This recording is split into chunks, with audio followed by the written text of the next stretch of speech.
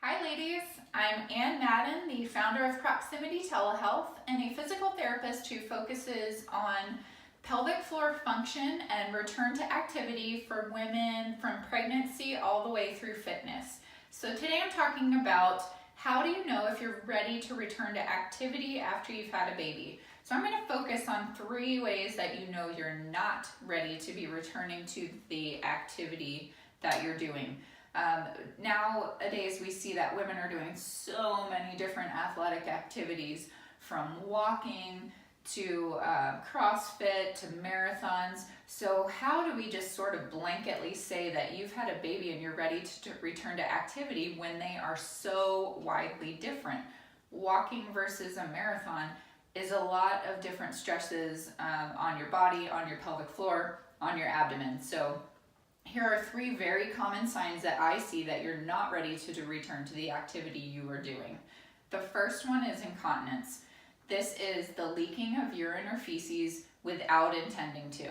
Okay, so a lot of people describe it as like the sneaky leak or the mom sneeze. There's a couple different terms that people use, and this just drives me crazy. Like, we do not need to be dealing with this, guys. Like, this is an absolutely treatable condition. So just getting that off my chest. But okay, no, I don't want to do that.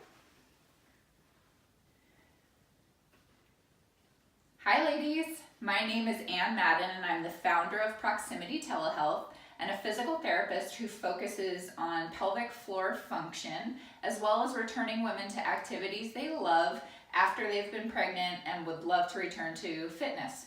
So today we're talking about 3 signs that you are not ready to return to your fitness activities after you've had a baby.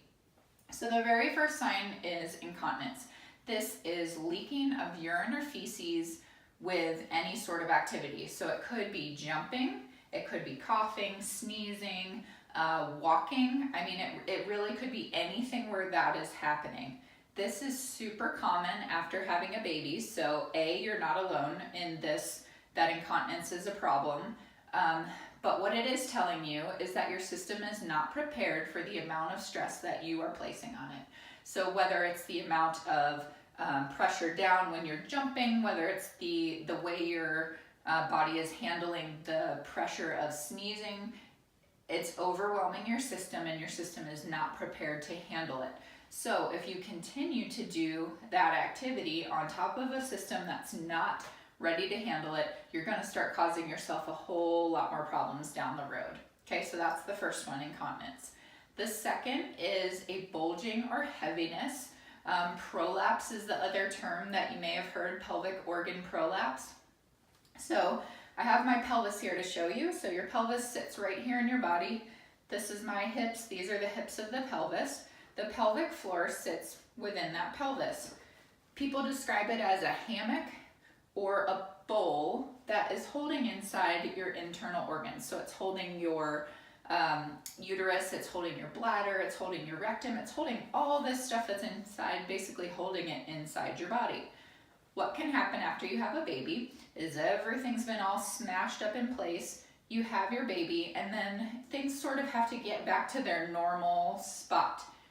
When muscles are not functioning correctly, those things are not held in the proper spot. So this is to represent your bladder. This is a little balloon.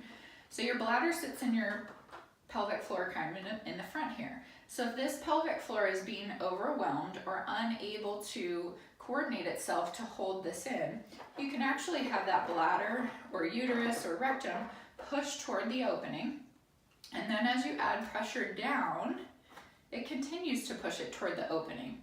So that's something we really want to avoid because these organs need to stay inside of your body to be healthy. Okay, so if anything that you're doing causes a heaviness or bulging during or after, those are two other signs to stop what you're doing. Okay, again, you're overwhelming your system. We need to not do that until your system's ready. The third sign is abdominal separation.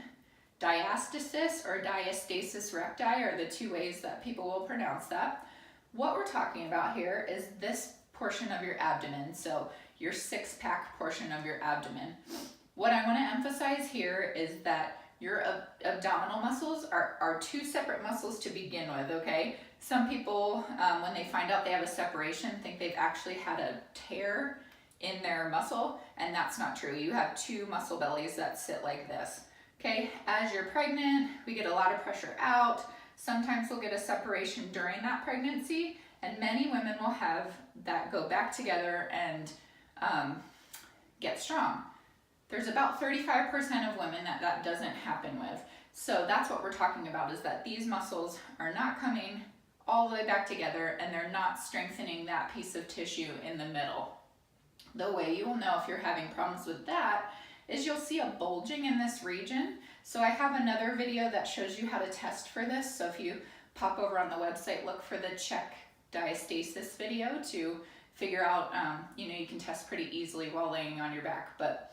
So anyway, if you're having those problems, again, you're overwhelming your system before it's ready to handle that pressure.